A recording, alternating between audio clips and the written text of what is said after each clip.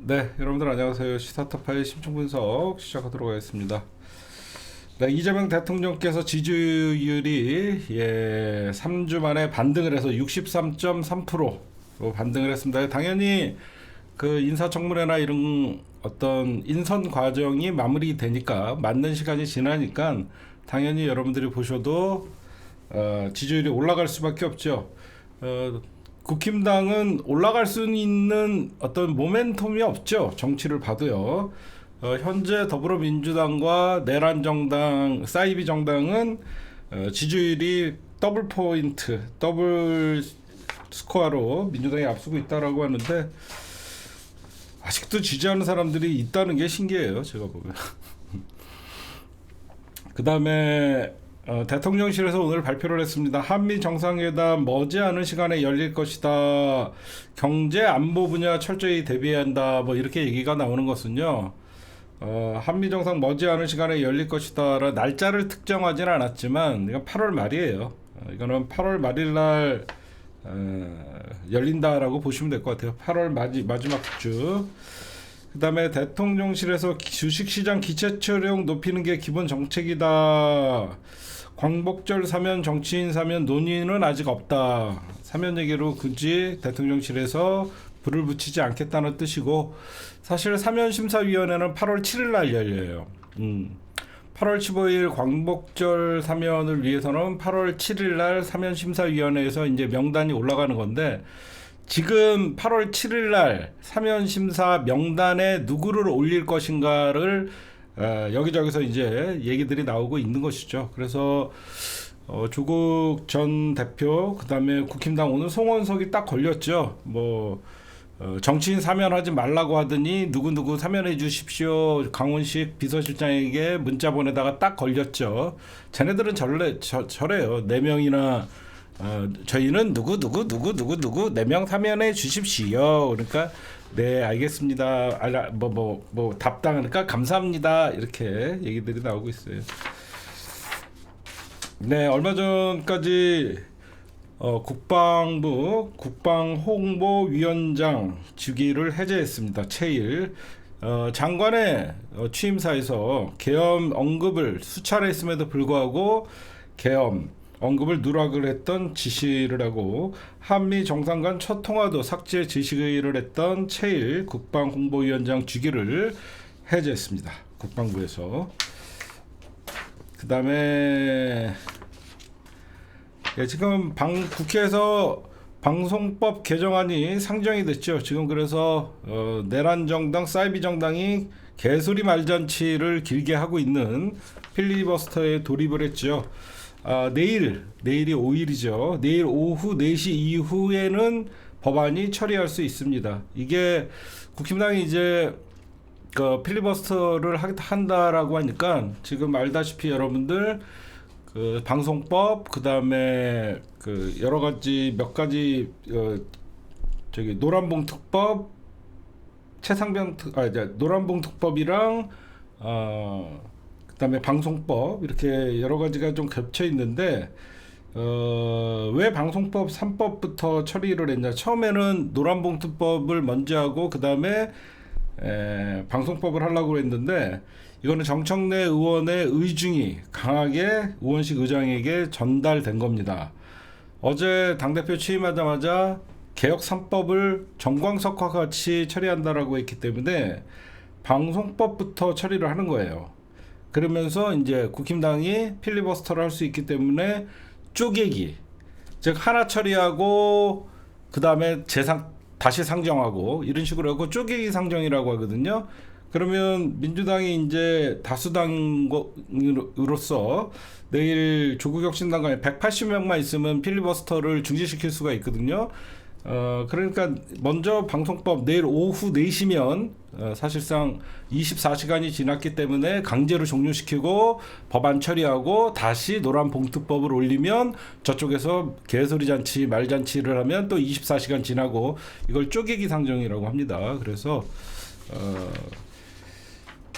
정청래 의원의 그 의중이 좀 많이 올라갔다라고 보시면 될 것 같고, 그러면 국힘당은 왜 필리버스터를 하냐? 할 수 있는 게 아무것도 없어서 그래요. 과거에는 윤석열이라는 거부권을 행사할 수 있었기 때문에 소수 여당이었지만 강력한 대통령의 거부권으로 국회를 마비시킬 수 있었어요. 국힘당이. 근데 지금은 대통령이 이재명 대통령이다 보니까 거부권이라는 방패가 사라진 거죠. 그러니까 이제 현실이 현타가 오는 거예요. 소수 여당이었지만 대통령이 거부권을 행사함으로써 자기네들이 국힘 민주당에게 밀리지 않는다는 생각을 했어요. 근데 이제 대통령이 이재명 대통령으로 바뀌니까 여실히 국회는 다수당의 의석의 힘이 발휘가 되는 겁니다. 그러니까 할 수 있는 게 없어요. 그러니까 개소리 말잔치를 하는 거예요. 그래서 방송법, 그 다음에 상법, 노란봉투법, 이 순서로 갈 것이다라고 여러분들에게 좀 말씀드리고요. 오늘은 양곡법, 농암법은 여야 합의 처리를 해서 농업사법 입법이 완료됐고요. 그러니까 민주당의 방송법 상정은 개혁3법에 처리가 나선 것이고, 저는 하나 묻고 싶습니다. 국힘당. 방송법이 뭔지를 알고 이렇게 뭐 필리버스터 방해를 하기 위해서 정당한 의사진행 방해인데, 아니 공영방송 독립 안 시키겠다는 거예요? 왜 하는 겁니까 이거? 내가 지금 물어보고 싶어서 그래요. 아니 방송법이 공영방송 구조지배법이거든요. 방송을 이제 정치권의 영향에서 벗어나서 공영방송을 독립시키겠다라고 하는 건데 이거를 방해를 해요. 그럼 공영방송을 독립 안 시키겠다는 겁니까? 이해를 못 하겠어요. 나는 얘네들이 왜 이걸 방해하는지 이해할 수가 없습니다. 네, 국힘당의 송원석이가 강훈식 비서장의 정찬민, 홍문종 등 심학봉 전 의원에 대한 특별 사면을 요청했다. 이거 여러분들이 보셨죠? 안상수 전 인천시장 배우자인 김모 씨, 안상수 배우자도 올라가고, 이것들은 정치인 사면 안 된다라고 떠들면서 뒤에서는 얘 좀 사면해 주세요 이러고 있어요. 지금 이거 아마 여러분들이 다 보셨죠? 딱 걸렸죠. 특사 관련 김땡땡, 이게 누구냐면 안상수 부인, 정창민, 홍문종, 신약본종, 강훈식 감사합니다. 뭐라고 네라고 생각 감사합니다. 이게 다예요. 강영수 현재까지 연락 온 거는 이게 전부입니다. 강훈식 비서실장 걸린 겁니다.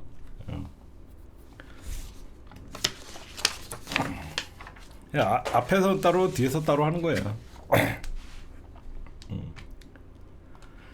그다음에 이제 더불어민주당의 이재명 대통령과 함께하는 1기 당대표 정청래 당대표가 드디어 닷을 올렸습니다. 3대 개혁 폭풍처럼 이끌 것이다. 이거 누가 봐도 정청래 의원님은 정무 감각과 속도전에 있어서는 타의 추종을 불허합니다. 아마 개혁은 어떻게 해야 되는지 잘 알아요. 왜 정청래 의원님이 개혁을 어떻게 해야 되는지 잘 아냐면 노무현 대통령 때 17대 때 등단했던 의원이기 때문에 어떻게 보면 열린 우리당의 막내로 처음에 국회의원을 시작했고, 그런 정청래가 노무현 정부에서 개혁의 어떤 뒷걸음을 쳐야만 했고, 기득권들의 저항을 눈으로 봤고 다 보면서 왔기 때문에 이번에 아마 엄청난 속도로 이번에 검찰, 사법, 언론 딱 집었어요. 이 3대 개혁을 빨리 끝낼 것이다 라고 오늘 첫 어떤 더불어민주당 최고위원 회의 여러분들이 아마 보셨을 겁니다. 거기에서는 누가 봐도 정청래니까 그러니까 이재명 대통령과 정청래 의원님이 어떻게 보면 쌍포로 딱 있는 순간 뭐가 중요하냐면, 이재명 대통령도 이미지가 뭐죠, 여러분들? 한다면 하는 분이에요. 그렇죠? 그러니까 누가 뭐라 그래도 이재명 대통령 말 한마디 딱 떨어지면 알아서 움직여요. 일선 경찰서에서도 얼마 전에 중대재해제한법 특별수사팀 구성하라 라고 딱 한마디 해라 했더니 경찰에서 바로 구성을 하고, 그러니까 어떤 불확실성이 없어요. 할까 말까 이게 아니에요. 이재명 대통령의 말은 곧 실행한다라고 사람들이 생각을 해요. 정청래도 마찬가지예요. 야, 정청래는 한다 그러면 해. 이게 통상적인 생각이에요. 정청래는 공갈포가 아니야. 정청래는 한다면 하는 사람이야 라고 했기 때문에 저쪽에서도 정청래니까 그러니까 리스크가 덜한 거예요. 오히려 안 할 것 같은 사람들이 강하게 나가면 오히려 더 때리면서 저항을 하지만 원래 그런 사람이야 라고 하는 순간 체념을 하게 돼요. 여러분들 그렇죠? 정청래 원래 강성이잖아. 정청래 원래 개혁한다 그랬잖아.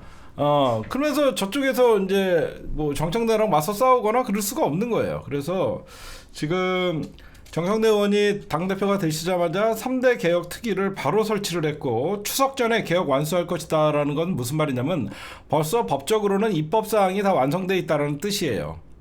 그렇게 여러분들이 보시면 될 것 같고 결국은 이재명 대통령의 대통령실, 정청래 대표의 민주당 역할 분담, 대통령은 그러니까 정청래 의원이 후보 당대표 후보 때도 이런 말씀을 하시잖아요. 대통령은 민생과 안보 이쪽에 신경 써라. 싸움은 내가 하겠다라고 하면서 제가 어제 중요한 얘기를 했죠. 왜 저는 정청래 의원이 이재명 대통령에게 더 큰 힘이, 물론 박찬대 의원님도 훌륭하시고 호흡이 잘 맞지만 그게 단점이 될 수가 있어요. 제가 이제 선거가 끝나니까 좀 말씀을 드리면 박찬대 의원과 이재명 대통령은 누가 봐도 단짝이에요. 그렇죠? 누가 봐도 이재명, 박찬대는 단짝이에요. 다만 어떤 게 있냐? 이재명, 박찬대라는 의미는 대통령과 당대표는 어울리지가 않아요. 대통령과 비서실장 같은 느낌이 있는 거예요. 무슨 말씀인지 아시겠어요? 이재명 대통령과 박찬대는 대통령과 비서실장의 이미지가 있어요. 그래서 박찬대 당대표가 뭘 하려 그러면 다 청와대의 오더가 돼버려요. 그쵸?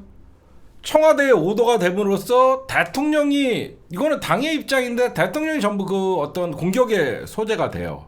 그러나 정청래가 당대표가 되면 이거는 정청래가 원래 강성이다라고 되기 때문에 이게 청와대까지 올라가지 않아요. 민주당의 일이 돼요. 그렇죠, 여러분들 보시면. 그러니까 대통령까지 가지 않아요. 정청래는 자기가 총알을 맞아요. 근데 박찬대도 열심히 하고 잘하고 훌륭하신 분이지만 이재명의 오다 같아요. 그렇기 때문에 당정 역할 분담에 있어서는 정청래 의원이 당대표로 하는 게 오히려 이재명 정부 1기 때는 더 순항할 것이다. 그래서 제가 박찬대 의원님이 까면이라는 소리는 아닙니다. 여러분들 나중에 시간이 지나면 또 박찬대가 필요한 시간이 올 수가 있어요. 여러분들 그렇게 말씀드리고 싶고, 네, 역시 정청래입니다. 오늘 정청래호 출발하자마자 본회의장에서 여야 충돌, 이게 정청래예요. 이게 정청래입니다. 그쵸? 왜 여야 충돌, 이게 왜 박수를 쳐줘야 되는 거냐면 정청래 의원은요 야당과의 협치를 안 하겠다는 게 아니에요. 제 말은 정치는 물론 협치가 필요합니다. 근데 국힘당을 지금 야당으로 볼 수 있냐 이거죠. 여러분들 국힘당이 야당입니까? 국힘당은 내란 정당, 사이비 정당이에요. 정청래 의원이 국힘당과 악수를 거부하고 국힘당을 예방하지 않는 이유는 국힘당이 진정한 사과와 윤석열에 대해서 사실상 내란에 대해서 국민들 앞에 사죄를 한다 그러면 야당으로서 그때 인정해 준다는 거예요. 아니 정청래는 여당의 대표입니다. 여당의 대표가 야당과 찾아가서 인사하는 거는 너무너무 당연한 거예요. 그런데 정청래 의원님이 야당을 찾아가지 않는다. 지금 국힘당은 야당이 아니라 내란 정당이고 아직도 윤석열이 집권 여당의 대통령으로 생각을 하고 그를 호위하고 그를 지키려고 하는 이런 내란 잔당 세력들이 남아있기 때문에 먼저 국힘당은 국민들 앞에 석고대죄하고 사과와 반성부터 하는 게 순리다. 어떻게 보면 정청래 의원님이 국힘당을 개혁시켜주는 거예요. 너희들 아직 야당 아니다. 그냥 내란 정당이다. 정신을 차리자. 정신 차리면 그때 가갖고 내가 손 한번 잡아줄게. 지금 니네 이건 아니야. 라고 지금 얘기를 해주는 거예요. 그러니까 여러분들이 보실 때 정청래 의원님이 너무 세게 나가는 거 아니냐? 아니죠. 야당 같은 야당이 국힘당만 있습니까? 물론 국힘당이 유일한 원내 교섭단체이다 보니까 다른 야당들이 보이지 않지만 지금 정청래호의 첫 본회의 여야 충돌은 예견됐던 거예요. 만약에 이게 여러분들 정청래가 아니었으면 민주당 다른 좀 그 순진하고 뭐라고 순둥이 같은 당대표가 됐다 그러면 저쪽에서는 이재명 정부 막 이재명 정부를 까요. 근데 이건 정청래 호가 되는 거예요. 그렇게 여러분들이 좀 보시면 될 것 같고, 정청래 의원이 이런 말씀을 해요. 국힘 예방 계획은 일단은 없다. 영원히 없다는 게 아니라 일단은 없다라고 얘기하는 것은 아직 내란은 진행 중이라는 뜻인 거예요. 그렇죠? 정청래 의원이 늘 얘기하지만 국힘 예방 계획 없다 지금. 왜 그러냐? 아직도 내란 전쟁 중이다. 특검은 내란의 진상을 규명을 하고 수사를 하는 과정이고, 아직도 국힘당 안에서는 내란 세력들이 배지를 달고 잔존하에 있고, 밖에서는 그런 내란 세력들의 손을 잡고 당대표 도전하는 국힘당 전당대회가 사실상 이루어지고 있고, 그렇기 때문에 저런 정당과 무슨 지금 손을 잡고 협치를 하고 그런 건 없다. 그러면서 본인은 여태까지 민주당의 염원이었던 검찰, 언론, 사법개혁을 입법 추석 전까지, 그러니까 입법이라고 얘기한 거예요. 모든 권력을, 그러니까 모든 개혁을 정상적으로 하기 위해서는 법으로 먼저 틀로 만들어놔야 되기 때문에, 여러분들 생각하면 검찰, 언론, 사법개혁이 추석 전에 완성된다가 아니라 입법으로 하겠다는 거예요. 먼저 법으로 이렇게 한다라고 해놓으면 이제 빼도 박도 못하는 거잖아요. 법을 개정해서 입법을 추진해갖고 국회에서 본회의장에서 통과시키면 앞으로 그렇게 가는 거예요. 그렇게 가는 과정에서 어떻게 할 것인가. 검찰개혁을 또 디테일하게 이미 법조항에 놨으니까 그거를 시행령으로 바꾸고 철저하게 추석 전까지 입법으로 하겠다라는 얘기입니다. 그 다음에 네, 정청래 의원님께서는 정청래 대표가 이제 사무총장의 삼선의 조승래, 그러니까 이재명 정부의 비서실장에 거론됐었던 인물이죠. 사무총장의 삼선의 조승래, 정책위 의장의 사선의 한정혜, 정청래 비서실장과 정무실장, 대변인의 이번에 당대표 선거에 도와줬던 그런 많은 사람들을 좀 잘 임명을 했고요. 이 임명 절차를 자세히 보면 더민주 전국혁신회의와는 좀 동떨어진 분들이에요. 저는 딱 이걸 보면 어떤지는 나중에 좀 말씀드릴게요. 그래갖고 비서실장은 한민수 대변인, 그 다음에 여성인 권향엽, 이분이 호남에서 많이 도와줬고, 정무실장에는 김영환, 이렇게 했습니다. 네, 정청래 첫날부터 지금 빠릅니다. 정광석과 같아요. 빛의 속도입니다.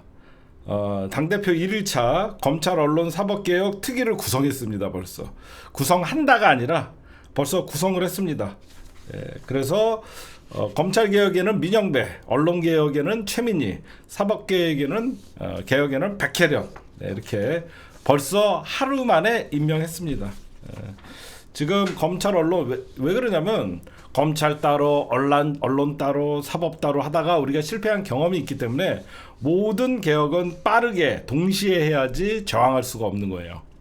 그래서 그렇게 여러분들이 보시면 될 것 같고, 이미 민주당의 개혁 방향은 정해져 있었어요. 정해져 있었고, 당원 주권 특위도 만들었고, 정무수석을 우상호 정무수석 만나갖고 당정의 관계도 얘기를 했고, 국힘은 당분간은 방문을 안 할 것이다.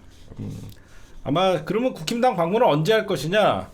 국힘당 전당대회 보고할 것 같은 예감이 들어요. 그렇죠. 굳이 국힘당 지금 성원석이 만나서 뭐합니까? 전당대회 8월 중순 끝나니까, 그러면 새로운 당대표가 나오면 누가 되든 간에 그때 한번 만날 생각인 것 같아요. 지금 보니까 일정 보면 눈에 보이잖아요. 지금 뭐하러 가? 당대표도 없는 정당. 그래서 국힘당 전당대회가 8월 중순에 8월 22일인가요?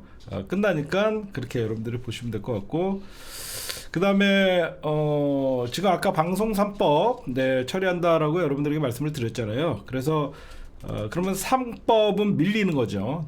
8월 임시국회로 연계됐다.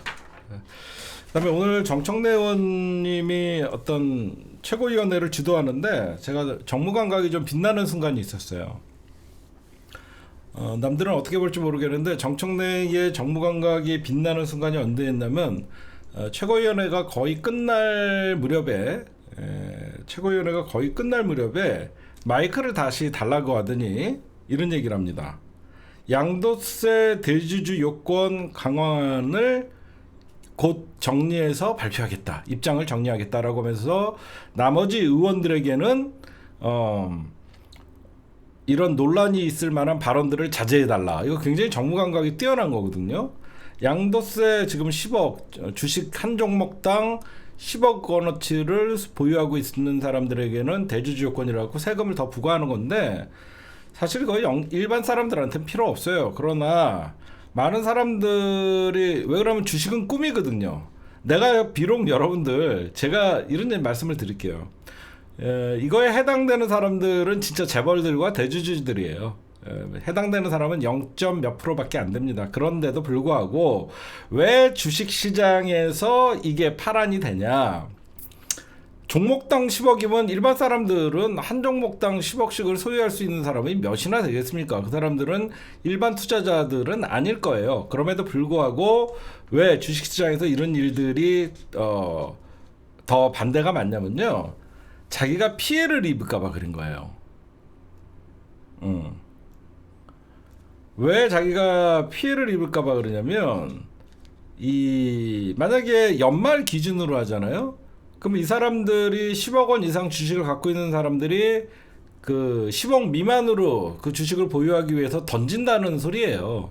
그러면 주식이 내려가지 않냐. 그래서 자기네들이 괜히 피해를 보지 않을까 그런 얘기를 하는데 뭐 이거는 뭐 다양한 목소리가 있어요. 그러면 뭐 주식을 보유 시기를 조정을 하면 된다. 연말이 아니라 뭐 분기로 하면 된다. 이런 얘기도 있고 하는데 뭐 그런 걸 다 떠나서 제가 말씀드리고 싶은 것은 주식은요. 100만 원어치를 갖고 있는 사람이든 1억을 갖고 있는 사람이든 주식은 꿈을 먹고 자라는 거예요. 그래서 비록 내가 주식은 100만 원 투자하지만 이 100만 원이 1000만 원이 되고 1000만 원이 1억이 되고 1억이 10억이 되는 꿈을 꾸기 때문에 본인과 직접적인 어떤 세금에 있어서는 피해가 없지만 사람들의 우려가 있는 거예요. 제가 보면. 그래서 이거는 이 정청래 의원의 정무 감각이라서 제가 좀 취재를 해보면 완화 요건이 있을 것 같습니다. 그래서 여러분들이 너무 크게 걱정 안 하셔도 돼요. 근데 이런 논란이 있으면 나쁘지 않아요. 저는 이런 논란에 있어서 뭐 주식시장이 붕괴되고 뭐 많이 포인트가 떨어지고 이런 목소리도 있다. 무조건 주식을 10억 원 이상 하는 거를 완화해 주는 것만 좋은 것이고 주식을 제재를 하는 게 나쁜 것이다. 이게 아니라 이런 논란 자체가 민주당이 다 듣고 그래요? 그러면 이게 10억 원이 너무 빡빡하면 이거를 완화를 해서 뭐 30억 또는 현재 50억인가요? 30억인가요? 이거를 완화시켜 주겠다라고 하면 소통되는 정부의 이미지가 더 있기 때문에 민주당은 이제 완화시키는 정책으로 좀 바뀐다고 하니까 여러분들이 걱정 안 하셔도 될 것 같습니다. 네, 정청래 의원은 어떻게 보면 노무현 대통령의 열린우리당 막내로 여러분들 들어갔죠. 그래서 참 운동권 출신들의 그 2002년 노무현 대통령 당선 노사모 출신 그러면서 대한민국 기득권들과 저항을 하고 국가보안법 폐지, 사학법 폐지 여러 가지 조중동과 싸우고 그런 거를 옆에서 봤죠. 저는 믿어 의심치 않습니다. 정청래 의원님이 검찰 언론 사법 개혁도 좌고 우면하지 않고 추진할 것이다. 그리고 내년 지방선거도 승리를 할 것이다. 이재명 정부를 무난하게 뒷받침할 것이다. 이것도 저는 인정을 합니다. 다만 정청래 의원님이 저는 좀 한 가지 바라는 게 있어요. 정당 개혁을 좀 해야 돼요. 이 정치 개혁 과제를 좀 해야 되는데 이게 쉽지는 않을 겁니다. 워낙 검찰 언론 사법 개혁이 1년밖에 안 되기 때문에 이 세 개만 해도 잘했다는 소리가 들 거예요. 저는 이 정치개혁이 사실 검찰개혁, 언론개혁, 사법개혁보다 가장 힘들게 정치개혁이에요. 여야의 기득권을 무너뜨리는. 어쨌든 잘할 거라고 믿습니다.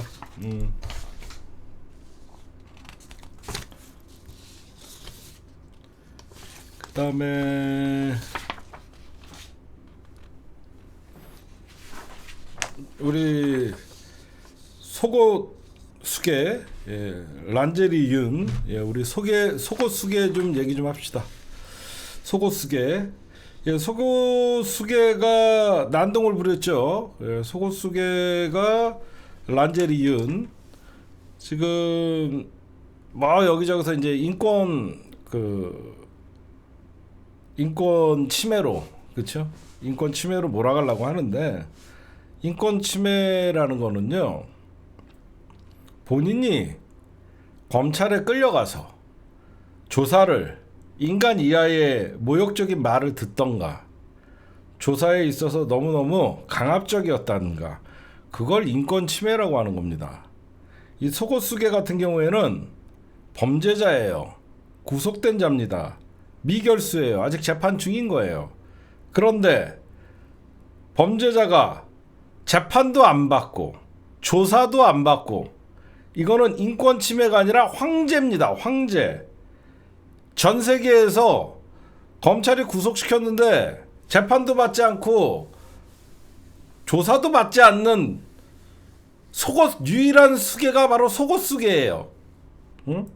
그래놓고 건강이 안 좋다 그러면서 지금 구속된 지 내란 속옷수계가 여태까지 348명의 접견을 했고 395시간의 에어컨 접견을 사용했습니다.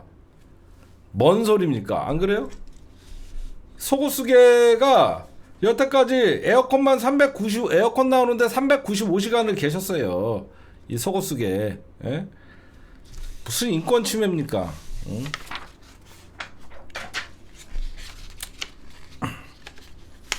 이거는 법에 단호함을 좀 보여줘야 될 것 같아요. 그 다음에 특검 얘기하고 넘어가도록 하겠습니다.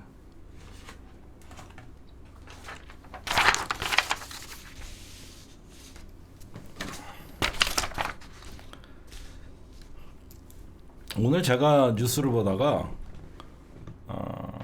너무 웃겼어요. 갑자기 김소연 변호사가 이준석, 천하람, 명태균을 특검에 고발을 합니다. 김소연은 얼마 전까지 명태균의 변호사였거든요. 근데 이 모든 게 이준석이다. 김소연은 이준석 킬러거든요. 왜 그러면 명태균 변호사를 김소연이가 사임을 했냐? 이준석에 대한 의혹을 제기 못하도록 윽박질러서 자기가 사임을 했다라고 지금 얘기를 하고 있어요. 이건 뭐냐면요, 내전이라고 하는 겁니다. 이걸 지네끼리 서로 죽자. 김소연이는 이준석을 죽이고 싶어하고 명태균이는 오히려 윤상현이나 이쪽 애들을 더 죽이고 싶어하고, 그러다 보니까 서로 어차피 다 이준석이나 윤상현이나 이쪽 친윤 라인이나, 그러니까 명태균이는 친윤 라인을 겨냥을 하는 것이고 김소연이는 이준석이 킬러잖아요. 그러다 보니까 지네끼리 싸우는 거예요. 지네끼리 싸우는 거예요.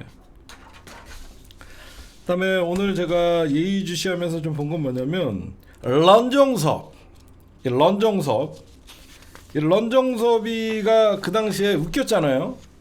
최상병 사건이 터지자마자 국방부 장관이었던 런정섭 갑자기 호주 대사로 발령이 나요. 이건 누가 봐도 우리가 그래서 런정섭이라고 왜 했습니까? 이거 도피시킨 거다. 이거는 도피 발령이다라고 다들 우리가 의심을 했었죠. 그걸 갑자기 런정섭이가 그 당시에 출국 금지당하고 막 그랬을 텐데 갑자기 해외 도피 출국을 해요. 그래서 여러분들 오늘 박성재, 조태열, 심우정 얘네가 왜 압수수색 당했냐면 최상병 특검이 압수수색한 거거든요. 런정섭이에 대해서 박성재 그 당시에 전 법무부 장관이었거든요. 그러면 조태열은 뭐냐? 외교부 장관이었어요. 심우정 뭐죠? 검찰총장이었습니다. 그래서 얘네들이 박성재가 출국 금지를 풀어주고 조태열이 외교부 장관으로서 사실상 그 호주 대사 이거 누구한테 얘네들 조사하면 당연히 김건희가 시켰어요. 응? 임명과 출국 과정. 조태열이는 누구로부터 외교부 장관이 대사 임명을 했냐? 그거는 김건희죠. 그래서 이거 박성재, 조태열, 심우정 이 사람들의 최상병 압수수색은 당연히 런종섭 사건의 그 배우는 김건희다, 윤석열이다 이렇게 여러분들이 보시면 될 것 같고, 왜 심우정이는 여러분들 이때는 검찰총장이 아니었거든요. 법무부 차관을 지내고 있었어요. 그 당시에 법무부 차관을 지내고 있기 때문에 다 지금 특검이 굉장히 꼼꼼해요. 제가 보면. 그래서 간 것이고, 오늘 특검이 수사한 것들에 대해 왜 했나? 그러면 여러분들 요즘 특검이 조현상, 오늘 김건희 특검에서는 조현상 효성 부회장을 소환을 했죠. 이거는 김예성 집사 게이트를 수사를 하는 거고, 지금 보면 카카오, 모빌리티, 그 다음에 뭐 여기저기 다 지금 소환하고 수사를 하죠. 이거 왜 하는 거냐면요, 사라진 46억 있죠. 김예성 목이라고 했던 사라진 46억이, 이게 여러분들 왜 자꾸 김예성이가 도망다니고 막 이렇게 하냐면, 이게 김건희를 흘러 들어간 거거든. 김예성이가 46억을 먹게 김건희가 놔두겠습니까? 말도 안 되잖아요. 왜 그러냐면 돈 준 사람들 다 조사하다 보면 결국은 김예성이가 먹은 게 아니라 그 돈의 행방이 결국 최종 저수지는 김건희다, 이거예요. 그래서 투자 기업들을 조사가 이미 진행이 다 됐고, 인터폴에 김예성을 조사를 했지만 그 나중에 46억이 어디로 갔냐라고 그 184억 중에 김예성 목이라고 했던 46억은 결국 우리가 생각할 때 마지막 저수지는 김건희 아닙니까? 그래서 김예성이가 잡히면 어떻게 되죠? 그 46억 김건희한테 줬다라고 하면 잣대는 거잖아요. 그래서 김예성도 도망시킨 거는 다 내가 얘기했잖아. 이거는 김건희다. 응? 얘 잘못하면 해외에서 살자당할 수도 있다, 그런 얘기를 한 게, 그리고 이런 위협감이 있기 때문에 김예성이가 와이프의 출국 금지를 해제시켜주면 자기가 들어가겠다 계속 딜을 하는데, 이건 제가 도망가는 시간을 버는 것이다. 얘는 절대 못 들어와요. 김건희가 구속되면 들어올 수 있겠다. 김예성이가 지금 안 들어오는 이유는요, 김건희가 지금 아직도 밖에서 살아있는 권력을 행사하고 있잖아요. 그렇죠? 누가 봐도 김건희가 제일 무서운 거거든요. 자기가 불면 특검의 수사의 방향성은 김건희란 말이에요. 김건희가 구속돼야지 들어올 수 있는 거예요. 응?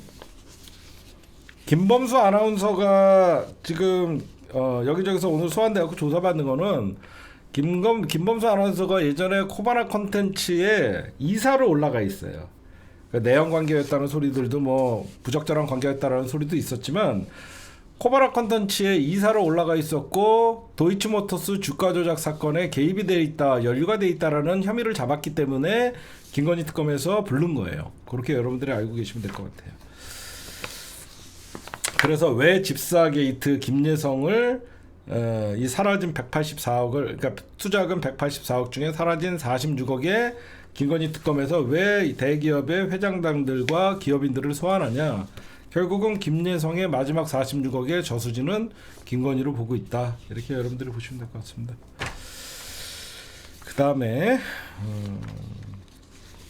전 특검 수사가 굉장히 대단한 게, 지금 여러분들 노상원 하면 어떤 게 가장 먼저 생각나나요?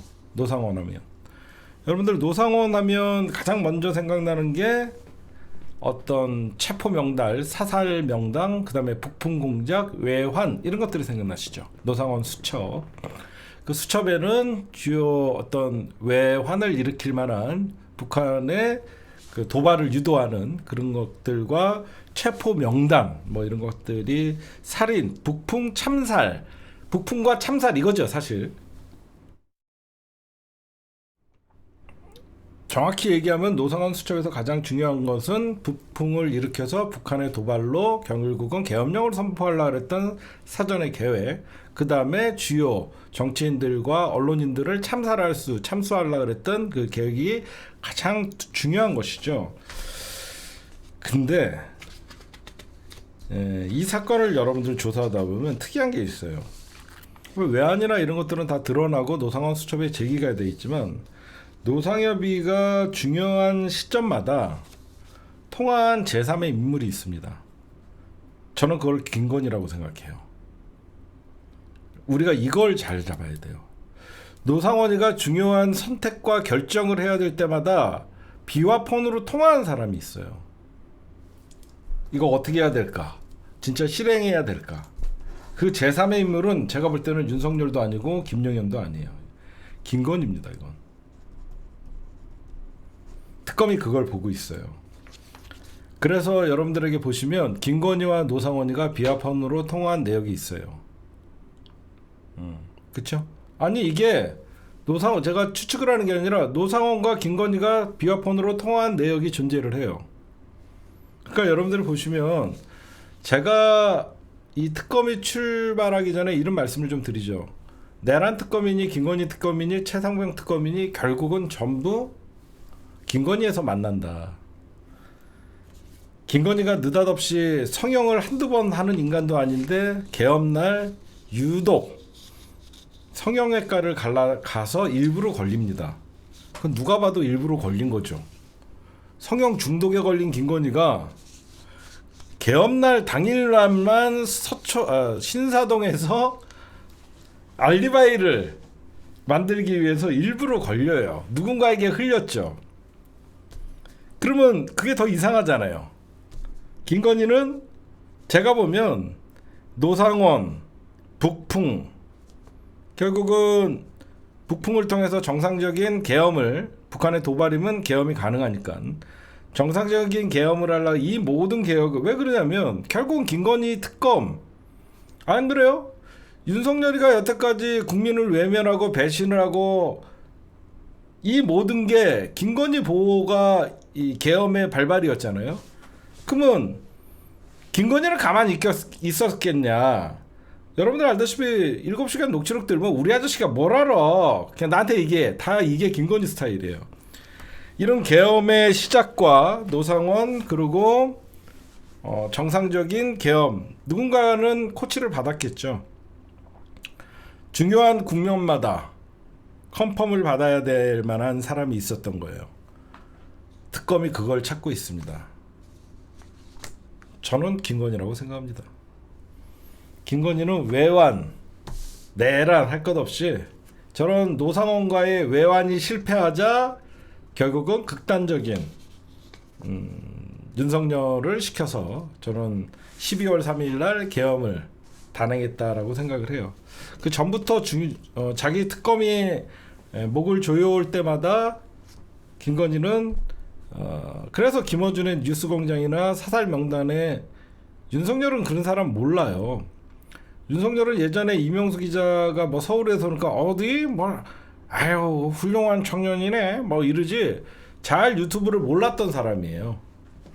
근데 이런 거 디테일하게 아는 거는 다 김건희 내란 특검에서도 노상현이 계엄 중요 국면마다 통한 사람 제3의 인물을 김건희로 지금 찾고 있다라고 보시면 될 것 같습니다.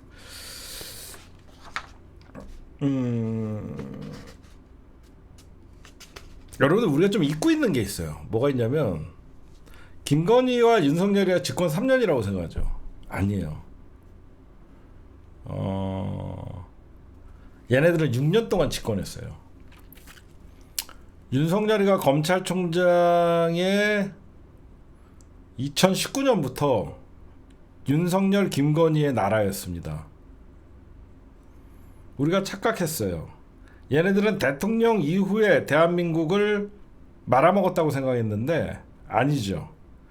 2019년 조국 장관을 치면서부터 김건희와 윤석열은 이미 대한민국 최고의 권력을 누렸고 그들에게 줄서고 있었고 결국은 그런 검찰총장 윤석열과 김건희의 로비로 결국은 대통령을 만드는 일이 된 거예요. 검찰총장 이후 김건희가 이런 생각을 했대요. 어디 가서 늘 얘기하는 게 뭐냐면 늘 이런 얘기를 합니다. 윤석열을 대통령 만든 건 나다라는 얘기를 늘 입에 달고 살았어요. 김종인을 소개시켜준 것도 김건희고, 명태균을 소개시켜준 것도 김건희고, 뭐 건진법사, 뭐 모든 어떤 주변에 윤석열을 지지를 만들고 대통령 후보로 만들기에는 다 김건희가 있다는 거예요. 윤석열과 김건희는 6년 전부터 사실상 불가역이었어요. 아무도 그들을 건드릴 수 없었어요. 그렇죠. 조국을 왜 치려고 했냐? 조국이 차기 강력한 대통령 후보이자 법무부 장관이기 때문에 검찰총장을 언제든지 날릴 수 있다라는 위협감이 있었기 때문에 살아있는 권력 조국을 미래의 권력자로 예견했던 김건희가 먼저 친 것이고, 그러면서 윤석열은 정의로운 검사에 탈을 쓴 거죠. 지금 보면요, 딴 거 아니에요. 김건희는 6년 전부터, 그래서 명태균이가 장님무사 윤석열 어깨 위에 주술사 김건희가 올라가 있다라는 얘기들을 하는 겁니다. 지금 우리가 보면 김건희가 여러분들 진작에 주가 조작으로 구속되고 그랬어야 되는데 결국 윤석열과 김건희는 아무도 건드리지 못했어요. 그래서 2019년 이후부터 김건희는 윤석열을 이용해서 자기 권력을 점점점 키웠던 거예요.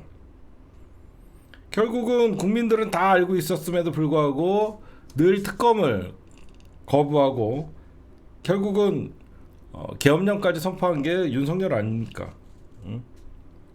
지금 보시면요, 10월 달부터 이제 난리가 나잖아요. 여기저기서 한동훈이부터 해갖고 왜 얘네들이 저는 이 계엄을 빨리 서둘렀냐면 한동훈이의 등장이었던 거예요.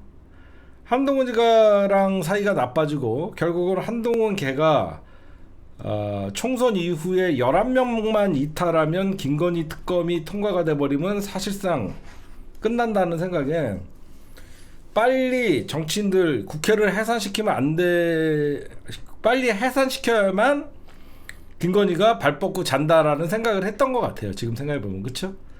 189석이었잖아요. 조국혁신당과 민주당이 합치면 182석에 이준석까지 개혁신당까지 합치면 192석이었어요. 한동훈이가 점점점 윤석열과 사이가 복원이 안 되고 점점점 벌어지다 보니까 언제든지 맘만 먹으면 200석이 넘어가는, 그러다 보니까 평양에 10월 달부터 이제 무인기를 보내기 시작하고, 그럼 무인기를 보내면서 외환을 일으키려고 그랬고, 그게 실패하니까 40일 뒤에는 윤석열이 내란을 일으켰고, 그냥 김건희는 원래 자기 정권이라고 시작할 때부터 한 거예요. 이 아저씨, 멍청한 아저씨, 자기가 대통령 만들었다. 그래서 실권자였던 거예요. 그래서 김종인, 이중석, 명태균 뭐 다 지가 연결해줘 갖고 실질적으로 김건희가 대통령이라는 건 다 알고 있었잖아요. 우리가 잊고 있었던 게 김건희와 윤석열은 3년 동안 대한민국을 말아본 게 아니라 결국은 검찰이라는 무소불위의 권력에 힘입어서 6년 동안 김건희는 막아준 거예요. 윤석열이가 6년 동안 김건희를 막다가 드디어 터진 게 내란이었던 거예요. 지금 보면 저는 그렇게 봅니다. 아마 노상원이 중요할 때마다 통화한 것은 결국은 김건희로 밝혀질 거예요. 그래서 모든 특검 나중에는 이 새 특검이 바라보고 지향하는 것은 김건희일 것이다. 예, 그런 말씀을 좀 드리고, 1부는 여기까지. 네, 여러분들, 이재명 대통령 테러 사건, 저는 배후에 왜 국정원이랑 김건희라고 생각하냐면, 핵심부터 말씀드리면 김상민이가 그 당시에 국정원 특보였어요. 뭐 하여튼 국정원 소속이었어요. 그 이상하게 이거를 커터칼 미수 사건이라고 보고서를 써요. 김상민이가 국정원 특보로 갔었거든요. 여러분들 기억나시죠? 김건희가 김상민 조국 제거하는데 최선 열심히 한 사람이다라서 공천 줘야 된다 라고 했는데, 사실상 김상민이가 공천에서 배제가 되니까 국정원 특보로 갑니다. 근데 이 사건을 국정원 특보였던 김상민이가 커터칼 미수 사건으로 축소해서 보고서를 씁니다. 탄핵 선고 하루 전에 왜곡 보고서를 작성을 해요.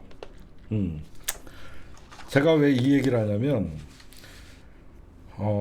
이거는요, 유력한 대선 후보를 죽이려고 했던 사건이에요. 이건 국기문란 사건이고 굉장히 중요한 사건인데 이상하죠. 이재명 대통령이 흘렸던 피 현장을 경찰이 오자마자 보존하지 않고 물청소하는 거 다 봤잖아요. 다 물청소했죠. 이거는 배후가 있는 거죠. 누군가가 지시가 있었기 때문에 현장을 깔끔하게 정리시키고, 이거는 수사 방식에도 말이 안 되잖아요. 근데 우리가 이거를 놓치고 있어요 지금. 그때는 윤석열 정부니까 우리가 힘이 없었잖아요. 이거 그냥 두면 안 돼요. 이거는 그 당시에 부산경찰청장뿐만 아니라 다 불러다가 이거는 다시 재수사를 해야 됩니다. 이때 국힘당 의원들이 프레임을 바꿔서 어떻게 했죠? 이재명 대통령의 갑질 사건으로 바꿉니다. 이런 짓거리 국힘당이 하는 거죠. 이 김상민이가 국정원 특보로 갔을 때 어떻게 갔습니까? 조국 표적 수사에 공을 인정받아서 국정원에 입성한 자예요. 정치검사예요. 윤석열 부부에게 보훈하기 위해서 국기문란에 가까운 보고서를 작성했다는 건데, 칼의 길이가 18cm였어요. 이재명 대통령이 진짜 죽을 뻔한 그 칼의 길이가 18cm였는데 그걸 카터칼이라고 한 것이고, 이때 발빠르게 경찰 조직을 움직일 수 있는 거는, 저는 그때 그 영상을 다시 한번 보고 싶어요. 그 주변에 분명히 국정원 직원들이 있었을 거예요. 요원들. 그래서 저는 반드시 이건 특검으로 가야 된다고 생각해요. 단순한 정신 이상자의 개인 행동이었냐, 사전에 치밀하게 준비됐던, 누가 봐도 사전에 죽이는 연습까지 하고 있던 개인의 일탈이었냐, 이거는 그냥 유야무야 덮어버렸습니다.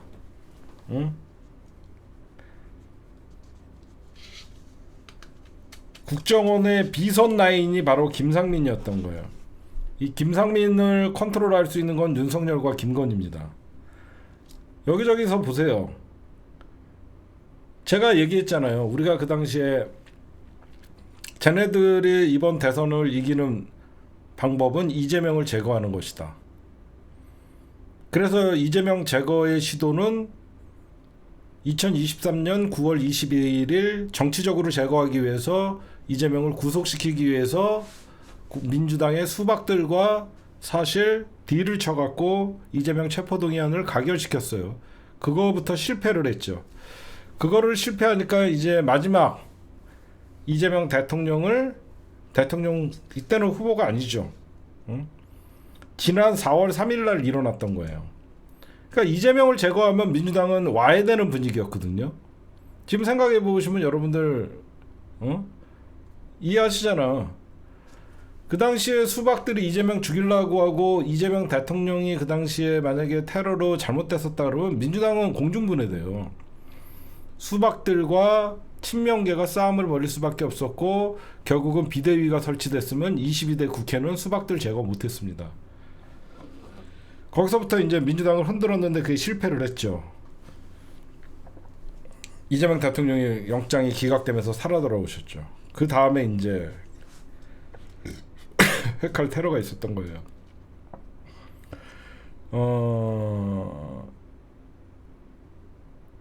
이거는 여러분들 법원 판결마저 무시한 채 테러 방지법 적용 실익이 없다는 결론을 내린 명백한 사건 축소 왜곡 보고서였어요.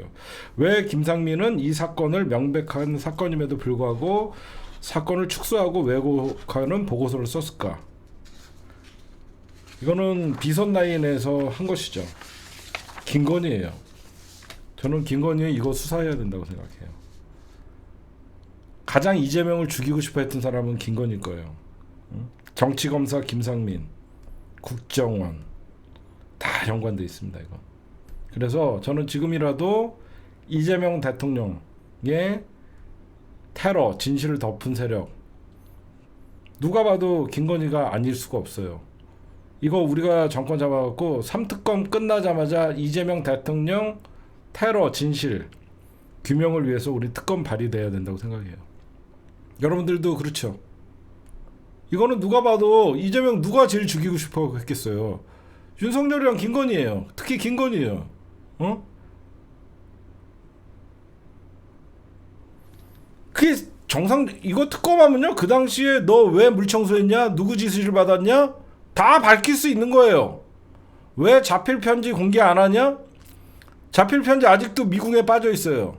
그 자필 편지에는 누구에게 사주를 받아갖고 공산당이고 뭐건 다 어떤 얘기들이 나와 있을 거 아닙니까?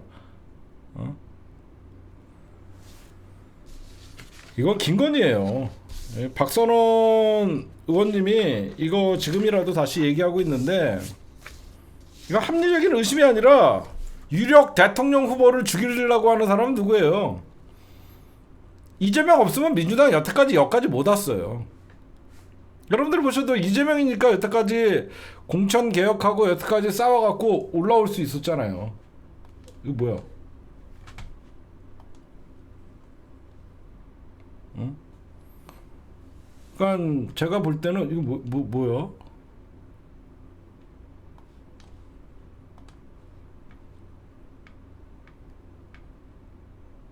어이씨.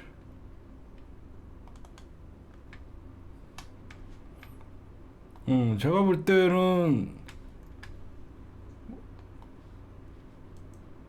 잠깐만요.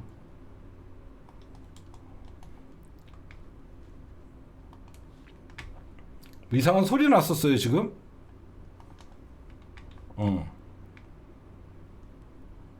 화면이 자꾸 깜빡거려.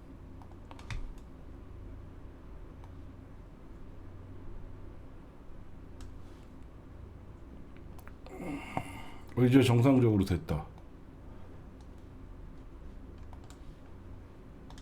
제가 봐도 이거는 화면만 왜 이렇게 깜빡거리지 갑자기?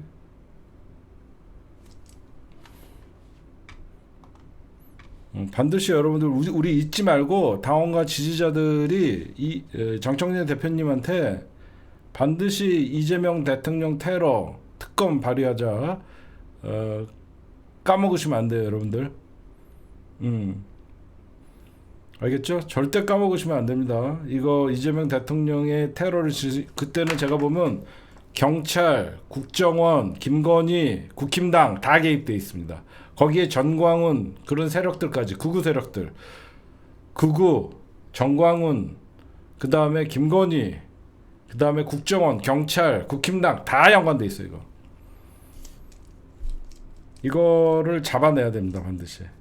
그냥 여러분들 개인의 소행이라고 해도 이 사건을 개인의 소행 총선에 불 영향이 갈까봐 덮었다? 이상하죠. 다 이거 해야 됩니다. 그 다음에 민주당 전당대회 이제는 말할 수 있다. 비하인드 스토리를 좀 하도록 하겠습니다. 여러분들 이상하게 이번 전당대회가 과열이 됐었죠. 이유를 모르겠었죠. 민주당 전당대회 정청래를 막으려 했던 세력은 더민주 전국혁신회의입니다. 왜 더민주 전국혁신회의가 정청래를 막으려고 했을까? 그리고 박찬대가 사실상 출마를 안 할 줄 알았는데 왜 등 떠밀려서 나왔을까? 이게 아마 여러분들이 전부 의문이었을 거예요. 더민주 전국혁신회의는 정청래와는 사이가 그렇게 좋지 않는 조직이죠. 원외 조직입니다. 원외 위원장. 그러니까 이재명 대통령을 당대표 만들고 더불어민주당의 수박들을 제거할 때까지는 더민주 전국혁신회의가 박수를 받을 만해요. 더민주 전국혁신회의가 과거에는 잘했어요. 당원들의 목소리, 그 다음에 수박들 공천 주면 안 된다라고 하면서 강력하게 개혁적인 이재명 대통령과 야당을 만드는데 일조를 했습니다. 그 이후가 문제예요. 이재명 대통령이 그 당시에 당대표가 된 이후에 원외 조직이, 제가 옛날에 여러분들 그 얘기했는 거 기억나세요? 원내를 흔들어요. 자기네들이 그러니까 처음에는 수박들 걸러내면서 원외에서 원내로 진입한 사람들도 있고, 사실 제가 이 경고를 작년에 했습니다. 제가 작년에 했어요. 작년에 이 경고를 했는데, 정봉주 의원 사태 났을 때 친명파리라고 하면서 정봉주 의원이 저격했던 게 바로 이 더민주 전국혁신회의예요. 그럼 여러분들이 지금 비토하고 있는 남영희의 배신은 왜 그럴까? 김현정 의원이 더민주 전국혁신회의의 1기 대표였어요. 남영희가 더민주 전국혁신회의의 위원장이에요. 남영희가 더민주 전국혁신회의의 위원장이 되다 보니까 조직적으로 이번에 정청래를 수박몰이를 하고, 왜? 내년 지방선거의 공천권 싸움이었어요. 사실 제가 그 말을 안 하려는데, 사실 이번 정당대회는 더민주 전국혁신회의가 이미 지방선거에서 줄을 세우고 있다라는 소리가 작년부터 나왔어요. 작년부터 더민주 전국혁신회의에서 지방에서 벌써 더민주 전국혁신회의의 대표적인 게 처음에 강의원이었죠. 그런 사람들이 줄을 세우고 있다. 뭐 강의원이라고 제가 똑바로 얘기하는 게 아니라 더민주 전국혁신회의가 세력을 확장을 해서, 왜 그러냐면 이 사람들이 원외 조직이다 보니까 원내에는 들어갈 수가 없잖아요. 원내에 다시, 이 사람들 정치인들이에요. 정치인들인데 국회의원 배지를 달고 싶어 하죠. 그런 국회의원 배지는 달고 싶지만 2028년까지 기다려야 되는 거예요. 그러면 이 조직이 더욱더 세질라면 뭔가 권력이 있어야 돼요. 그게 뭐냐면 지방선거였던 거예요. 사실 말을 안 했지만 이 선거에 보이지 않는 이 과열되는 조짐은 내년 지방선거 공천권의 싸움이었던 거예요. 왜냐면 민주당은 여러분들 알다시피 시스템 공천이잖아요. 민주당은 시스템 공천이기 때문에 그 지방에서 어떤 경선을 통해서 사람들을 지자체장이나 이런 사람들을 하는데, 이 더민주 전국혁신회의가 어디서부터 이제 문제를 야기시켰었냐면 지난 총선의 호남 공천에서부터 양부남, 민영배 이런 현직 국회의원들을 밀어내고 더민주 전국혁신회의에서 지역 광주 호남을 먼저 먹으려고 했었어요. 그걸 실패를 합니다. 거기서부터 이제 현역들과의 본격적인, 그때 대표적인 게 호남에서 강위원이었어요. 여기저기서 센 발언하면서 뭐 수박들 몰아낼 때는 참 큰 공을 세웠는데, 그 이후에 원외에서 원내를 흔드는 역할을 했었던 거예요. 어떻게 보면 이재명 대통령이 당선된 이후에는 이런 원외 조직들의 활동이 좀 자제시켜야 돼요. 이재명 대통령이 사실상 굉장히 부담스러울 것 같아요. 이번에 느닷없이 정청래 수박, 과열, 전당대회, 박찬대 등 떠밀려 나와갖고 이런 모든 이 만신창이 전당대회를 만든 건 더민주 전국혁신회의입니다. 그동안 여러분들 우리가 더불어민주당의 전당대회를 볼 때 의원들이나 원외에서 누구 지지 선언하고 이거 많이 흔치 않은 일이었어요.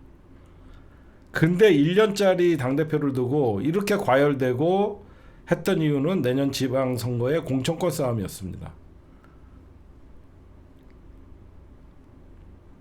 그래서 제가 그 당시에 정봉주가 욕을 먹어도 나라도 정봉주 편 들란다라고 하면서 구독자가 많이 빠졌었죠.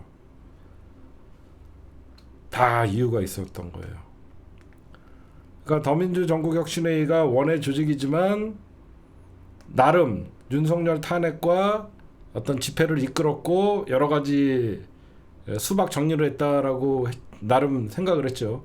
박찬대 의원님이 만약에 당대표가 됐다 그러면 더민주 전국혁신회의에서 대놓고 공천권을 요구를 할 수가 있겠죠. 아무래도 친명 조직으로 시작한 원외 조직이면 순수하게 대통령 만들었으면 스스로들이 해산을 해야죠. 이 조직들이 내년 지방선거까지 먹으려고 했던 거예요. 근데 정청래는 오랫동안 민주당에 있었던 민주당의 공천이나 이런 것들에 대해서 계파의 구분 없이 시스템을 한단 말이에요. 그러니까 안 맞는 거죠.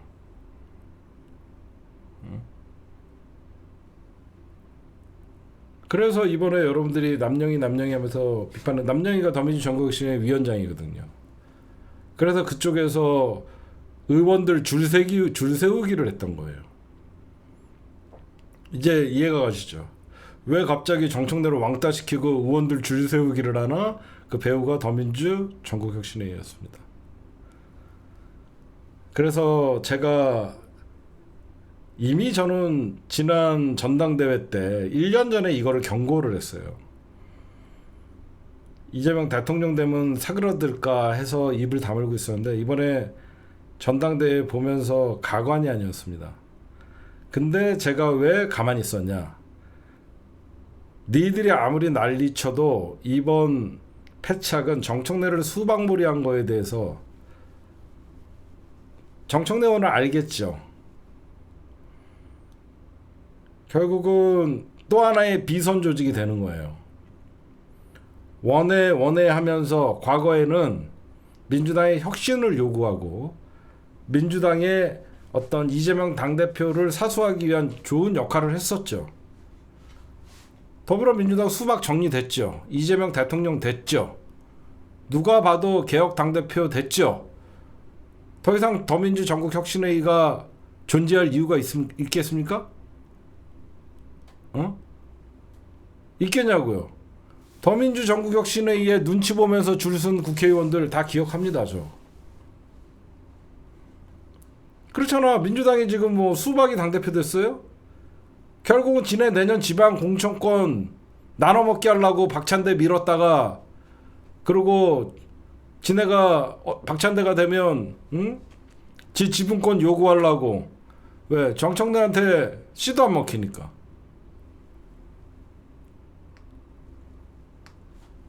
이제 여러분들 보시죠. 제가 작년부터 경고했어요. 더민주 전국혁신회의 저것들 나중에 저거 사고 친다고. 제 말이 거짓말인지 여러분들 지역에 가서 내년 지방선거 나오려고 하는 사람들 면면을 보세요. 제 말만 듣지 말고 여러분들 여러분들 지역에 더민주 전국혁신회의 뭐 명함 내밀면서 내년 지방선거 출마하려고 하는 사람들 한둘인가 보세요. 진짜로 보세요 한번. 제가 작년부터 경고했잖아. 벌써부터 지방선거 2년 남았는데 줄 세우려고 하는 게 보인다. 응? 그러니까 이 더민주 전국혁신회의가 외곽 조직으로서 민주당에 큰 힘을 발휘한다라고 느끼니까 의원들 쫄아갖고 다 거기 들어가는 거예요. 응? 그래갖고 이번에 의원들 줄서기가 일어난 거예요. 응? 이번에 박찬대는 등 떠밀려서 나왔어요. 진짜로. 저는 이런 사실을 좀 다 알고 있었거든요. 박찬대도 여기저기서 나가라고 하니까 썰깃해갖고 거기에 이용당한 거고, 갖고 싸우지 않아도 될 싸움을 한 거고, 누가 봐도 박찬대, 정청래 누가 먼저 하든 누가 다음에 하든 별 상관이 없는 선거였거든요. 1년짜리였고 지방선거 공천권이 달려 있었기 때문에 과열됐던 거예요. 이제 이해가 가시죠? 내년 지방선거 공천권이 달려 있었기 때문에 과열됐던 거예요. 원외에서 원내를 흔든 거예요, 지금은. 여기에 만약에 이번에 민주당이 무너졌으면 더한 지방에서 여기저기서 난리가 났을 겁니다. 응?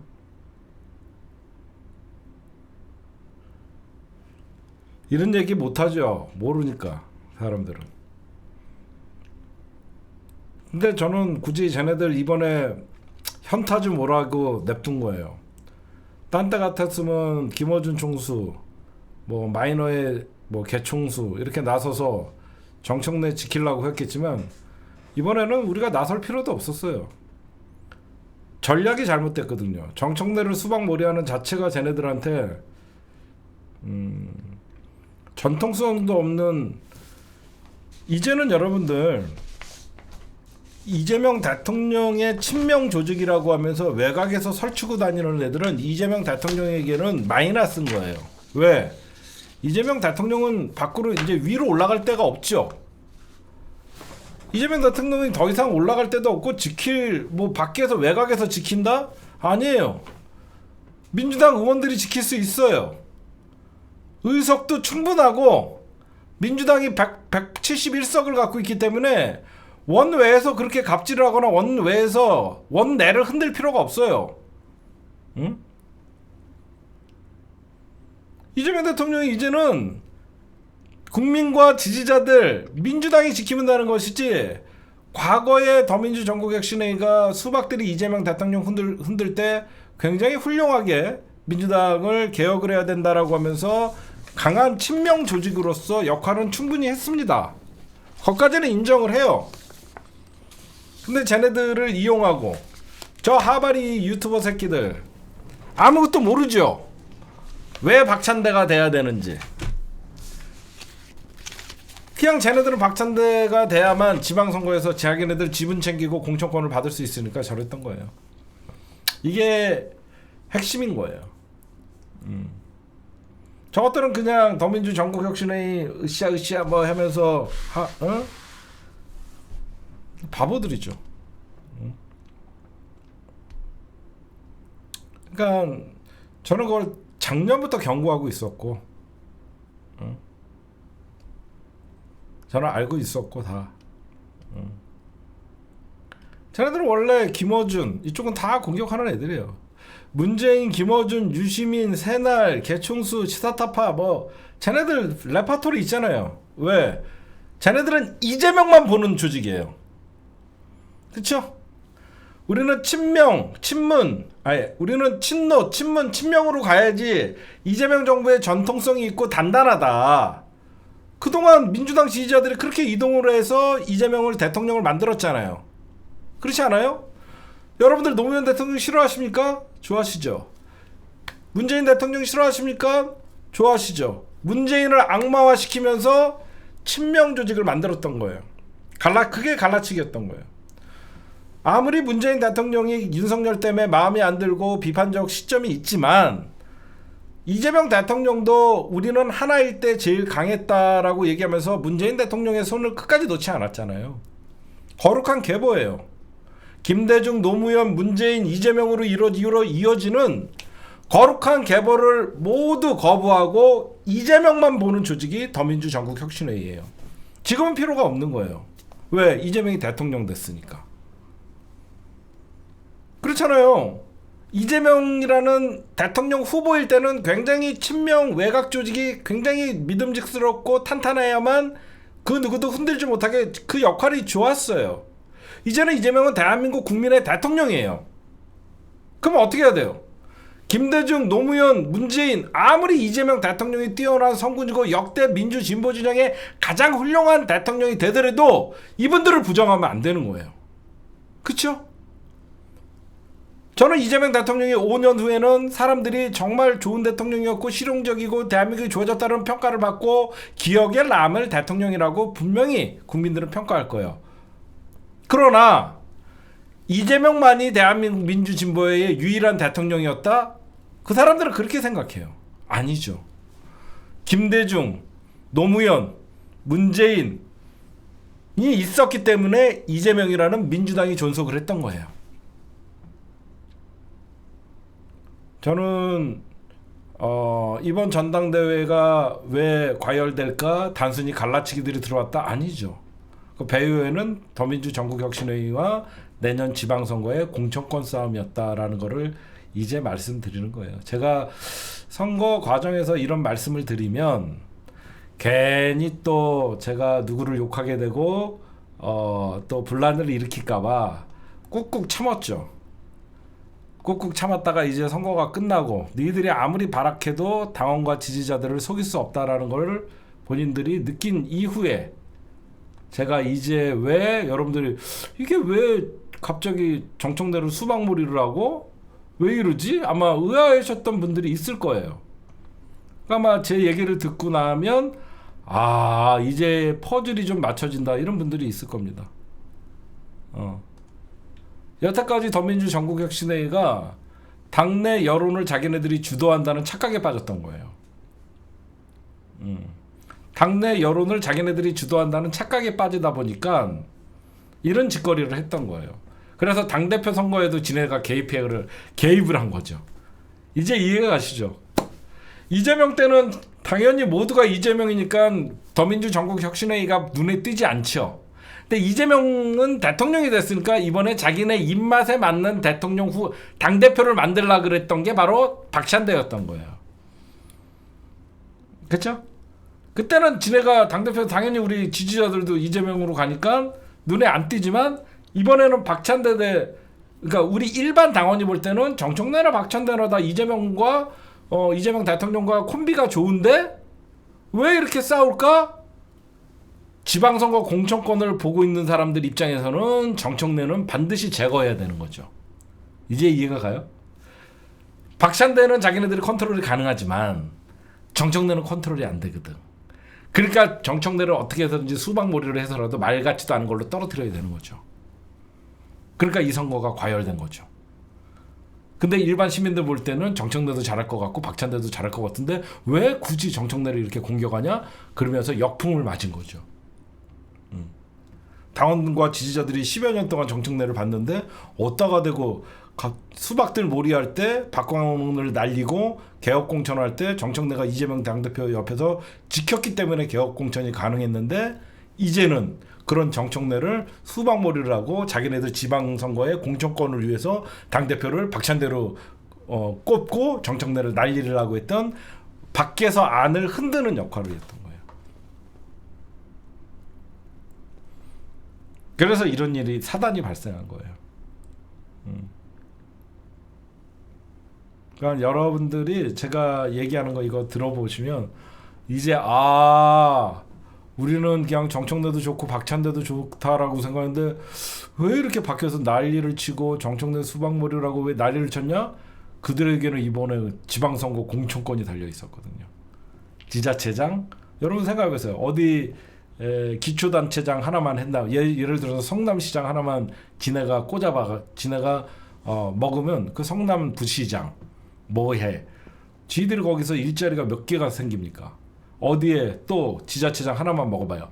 정무부시장, 무슨 국장, 일자리가 몇 개가 생깁니까?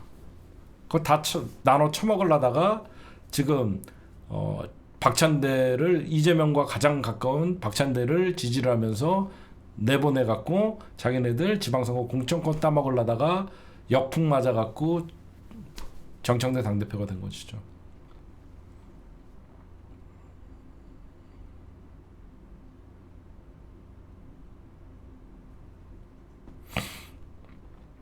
여러분들에게 제가 작년부터 경고했던 얘기예요.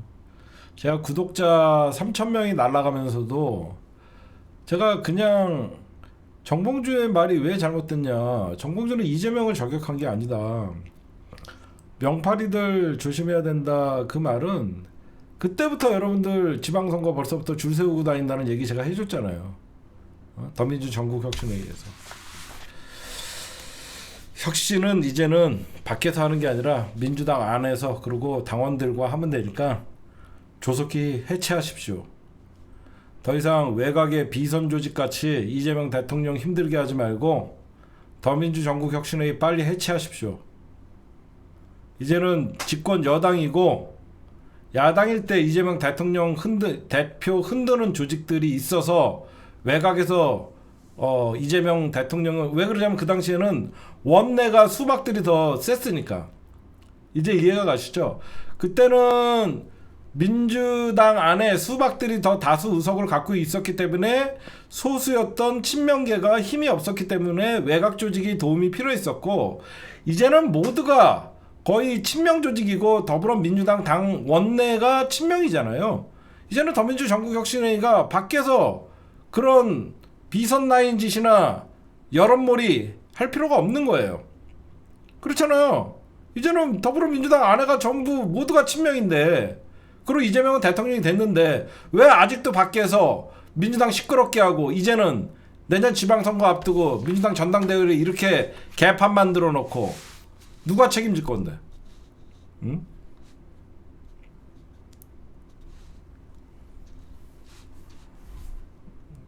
또 이러면 또 뭐 구독자 떨어지고 뭐 비판. 아니야, 난 그런 거 신경 안 써.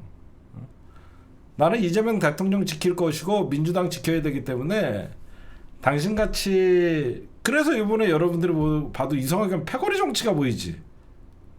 민주당 안 그랬는데 이상하게 여러분들이 보면 패거리 정치로 보였잖아.